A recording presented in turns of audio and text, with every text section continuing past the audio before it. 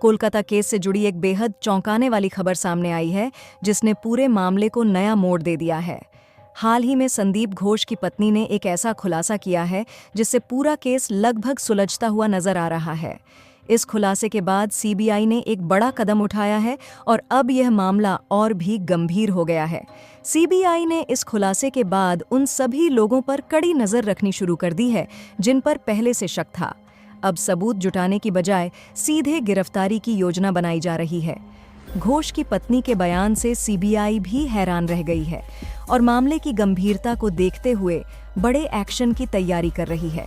बताया जा रहा है कि जिस तरह से ट्रेनी डॉक्टर के शरीर पर चोटों के निशान मिले थे, वह काफी दर्दनाक था। पैरों पर कटने के निशान, हाथों की टूटन और गले पर दबाव के संकेतों ने सभी को झकझोर दिया है। इस खुलासे से एक एक ऐसी जानकारी सामने आ रही है जो अब तक छिपी हुई थी।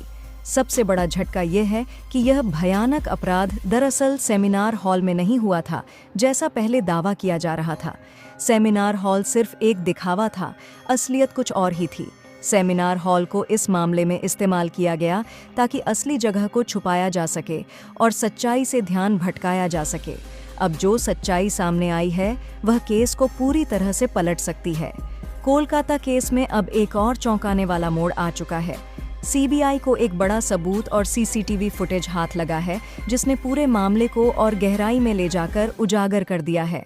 सीबीआई का कहना है कि जिस सीसीटीवी फुटेज को वे अब तक ढूंढ रहे थे, वह फर्जी निकला। असली फुटेज प्रिंसिपल संदीप घोष के ऑफिस से मिला और इस महत्वपूर्ण जानकारी को उजागर करने का श्रेय संदीप घोष की पत्नी को जाता है। संदीप घोष की पत्नी ने जिस सीसीटीवी क्लिप को सीबीआई के हाथों में सौंपा, उसने पूरे मामले को साफ कर दिया है। अब यह स्पष्ट हो गया है कि ट्रेनी डॉक्टर के साथ क्या हुआ और कैसे उसे सेमिनार हॉल में लाया गया था। इस फुटेज ने दिखाया है कि असली अपराधी कौन है और सेमिनार हॉल में क्राइम सीन कैसे रचा गया।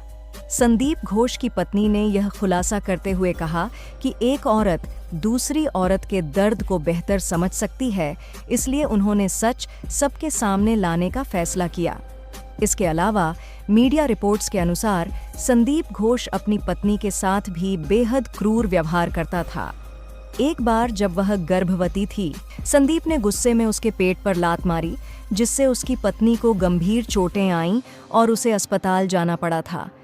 संदीप घोष के अत्याचार से तंग आकर उसकी पत्नी ने एक बड़ा फैसला लिया, जो अब इस केस की दिशा बदलने वाला साबित हुआ है। उन्होंने सीबीआई के सामने संदीप घोष के काले कारनामों को उजागर कर दिया, जिसके बाद करीब 20 लोगों की गिरफ्तारी तय मानी जा रही है। इस खुलासे के पीछे संदीप की पत्नी का कहना था कि अगर वह अब चुप रहतीं, तो उनकी अंतरात्मा उन्हें कभी माफ नहीं करती। सीबीआई को जो सीसीटीवी फुटेज मिला है, उसने पूरे मामले को नया मोड़ दे दिया है। इसमें कई लोगों की पहचान हो चुकी है और अब सीबीआई 20 संदिग्धों की गिरफ्तारी के लिए तैयार है। साथ ही संजय रॉय की कहानी की सच्चाई भी सामने आने वाली है। सीबीआई 1 महीने से इस केस की गहराई से जांच कर रही थी, लेकिन असली सुराग प्रिंसिपल संदीप घोष की पत्नी के पास था। उन्होंने बताया कि उनके पास एक सीसीटीवी फुटेज है जिसने पूरी सच्चाई को उजागर कर दिया।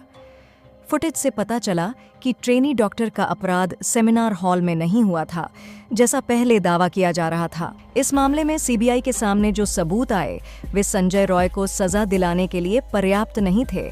सीबीआई को समझ नहीं आ रहा था कि आखिर वह कौन सी कड़ी है जो उनसे छूट रही है। दरअसल जघन्य अपराध सेमिनार हॉल में नहीं, बल्कि प्रिंसिपल संदीप घोष के ऑफिस में हुआ था। रिपोर्ट के अनुसार ट्रेनी डॉक्टर को ऑफिस के अंदर मारने के बाद सेमिनार हॉल में घसीटा गया और सीन को क्रिएट किया गया। संदीप घोष ने संजय रॉय से यह काम करवाया और ऑफिस को रात भर फिनाइल और केमिकल से साफ कराया गया। पूरी योजना के तहत संजय रॉय को हर एक कदम की प्रैक्टिस कराई गई ताकि वह सही तरीके से इन्वेस्टिगेशन के दौरान जवाब दे सके।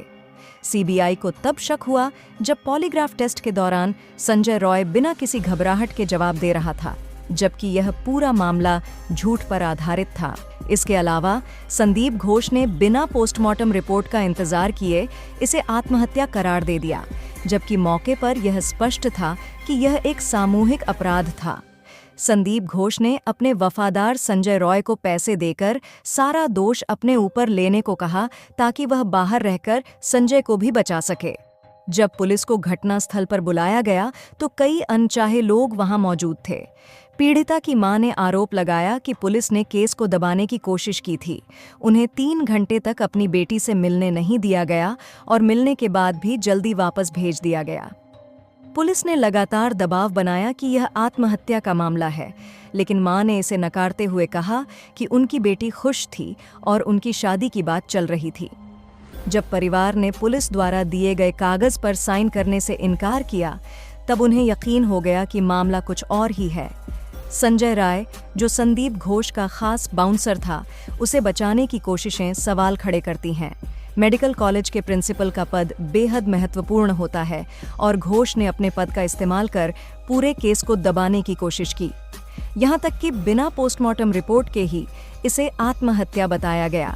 सवाल यह उठता है कि अगर यह सुसाइड थी तो सेमिनार हॉल के बगल के बाथरूम को क्यों तुड़वाया गया?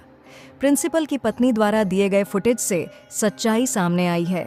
अब साफ हो गया है कि किसने क्या किया और जल्द ही कई गिरफ्तारियां होने वाली हैं। बस आज के लिए इतना ही। इस पर आपकी क्या राय है? हमें कमेंट में बताना ना भूलें और वीडियो अच्छी लगी हो तो एक लाइक ज़रूर करें और ऐसे ही वीडियो देखने के लिए हमारे चैनल को सब्सक्राइब करें। मिलते हैं अगली वीडियो में, तब तक के लिए धन्यवाद।